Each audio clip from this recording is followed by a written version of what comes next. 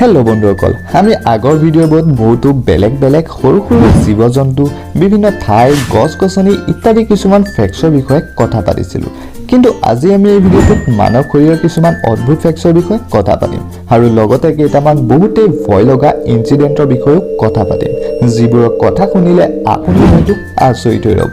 so বেছি পলম নকৰি আজি এই ভিডিঅ'টো আৰম্ভ কৰো আহক আৰু যদি এতিয়ালৈকে আমাৰ এই চেনেলটো সাবস্ক্ৰাইব কৰা নাই তেনে ভিডিঅ'টোৰ তলত থকা সাবস্ক্ৰাইব বাটনটো ক্লিক কৰি বেল আইকনটো প্ৰেছ কৰি দিয়ক যাতে এনেকুৱা ধৰণৰ ভিডিঅ'বোৰ অসমীয়াত সকলোতকৈ আগত পায়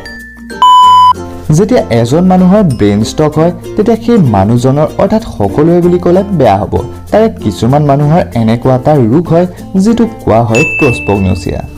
অৰ্থাৎ এই ৰোগটো হোৱাৰ পিছত সেই পাৰ্টিকুলাৰ মানুহজনে বেলেগ মানুহৰ মুখবোৰ এনেকুৱাকৈ দেখিবলৈ পায় অৰ্থাৎ যদি তেওঁ নিজৰ মুখখনো আইনাৰ সন্মুখত চায় তেতিয়াও তেওঁ এনেকুৱাই দেখা পায় মানে তেওঁ নিজকে চিনি নোপোৱা হয় যে মই কোন সঁচাই অদ্ভুত নহয়নে বাৰু আৰু এইটো বহুতেই ৰেয়াৰ কেছ হয় আপোনালোকে নিশ্চয় এইটো দেখিছে যে এটা মৰাখৰ অৰ্থাৎ ডেড বডি যেতিয়া কৰবাত পৰি থকা পায় আৰু সেই ডেড বডিটোৰ কথা কোনেও গম নাপায় যে সেইটো কিমান দিনৰ হয় অৰ্থাৎ কিমান দিনৰ আগত সেই ব্যক্তিজন ঢুকাইছিল সেইটো কোনেও গম নাপায় কিন্তু কেনেকৈ বাৰু ডক্টৰে উলিয়ায় যে সেই পাৰ্টিকুলাৰ ডেড বডিটো কিমান পুৰণি আপুনি জানেনে বাৰু সো মই কৈছো শুনক যেতিয়া এটা ডেড বডি কৰবাত মৰি পৰি থাকে তেতিয়া তাত নিশ্চয় পোক পৰুৱা বগাবই নহয় জানো সেই ডেড বডিটোৰ গাত থকা পোক পৰুৱাবোৰৰ পৰা ফৰেনচিক সাইন্টিষ্টসকলে সেই ডেড বডিটো কিমান পুৰণি সেইটো জানিবলৈ দিয়ে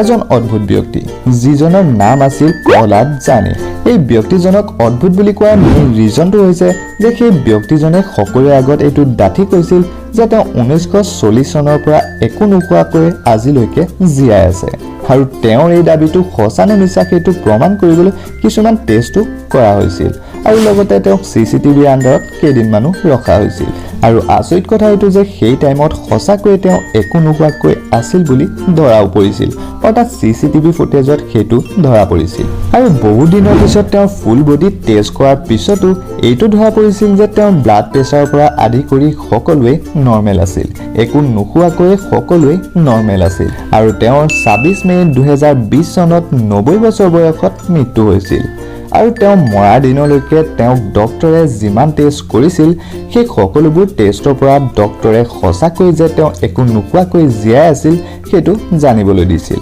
সঁচাই আচৰিত নহয়নে বাৰু আপোনাৰ মতে বাৰু এজন মানুহে একো নোখোৱাকৈ কিমান দিন জীয়াই থাকিব পাৰে আপোনালোকৰ মতে আপুনি দেখা পৃথিৱী কোনটো প্ৰাণী দেখি আপোনাৰ বেছি ভয় লাগে অৰ্থাৎ কি প্ৰাণীৰ চেহেৰাটো দেখিলে আপোনাৰ বেছি ভয় লগা যেন লাগে এইটো মোক কমেন্ট বক্সত জনাব আৰু আপোনালোকক এতিয়া এনেকুৱা এটা প্ৰাণীৰ ফটো দেখাম যিটো দেখি আপোনাৰ কেনেকুৱা ফিল হয় সেইটো মোক কমেন্ট বক্সত জনাব সো এই প্ৰাণীটোলৈ লক্ষ্য কৰক যিটোৰ নাম হৈছে আই সো এই প্ৰাণীটোক পৃথিৱী সকলোতকৈ ভয়ানক প্ৰাণীৰ শাৰীত ৰখা হৈছে আপোনাৰ মতে এইটো দেখি কেনেকুৱা লাগিল সেইটো মোক কমেন্ট বক্সত জনাব 1982 চনত এখন হৰৰ মুভি আছিল যিখনৰ নাম আছিল পল্টাৰগেষ্ট সো এই চিনেমাখনত যিমানবোৰ মানুহে কাম কৰিছিল তাৰে প্ৰায়বোৰ মানুহে এজনকৈ অকস্মাত মৰিবলৈ ধৰিছিল আৰু এই চিনেমাখনত এজনী 12 বছৰ বয়সীয়া ছোৱালীও কাম কৰিছিল আৰু সেই ছোৱালীজনীৰো অদ্ভুত ধৰণে মৃত্যু হৈছিল সঁচাই অদ্ভুত নহয়নে বাৰু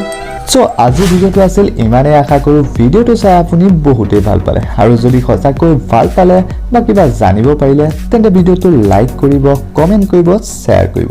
thank you bye bye take care